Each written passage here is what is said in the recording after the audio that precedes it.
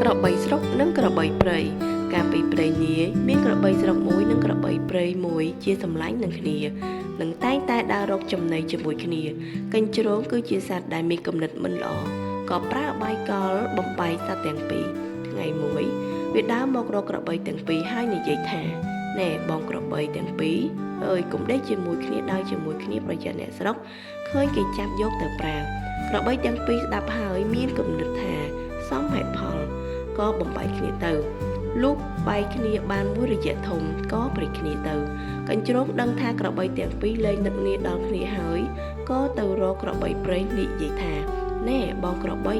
ខ្ញុំបានឮល្បីមកថា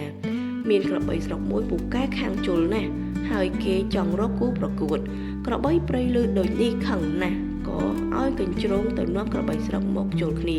កញ្ជ្រោងក៏បានទៅប្រាប់ក្របីស្រុកថាក្របីព្រៃខឹងនឹងចង់ជលនឹងគ្នាជាមួយនឹងបងក្របីទាំងពីរមកជលគ្នាគ្រាន់តែឮឃើញមុខគ្នាភ្លាមក្របីទាំងពីរក៏បោលបញ្ជលគ្នាភ្លាមដោយទាំងកញ្ជ្រោងដែលនៅក្បែរនោះរហូតទៅដល់ស្លាប់ទៅឯក្របីទាំងពីរជលគ្នាមិនដឹងឈ្នះចាញ់ក៏បំបែកប្លុកគ្នាចូលទៅក្នុងស្រុកចូលទៅព្រៃលែងជួបគ្នាជារៀងរហូត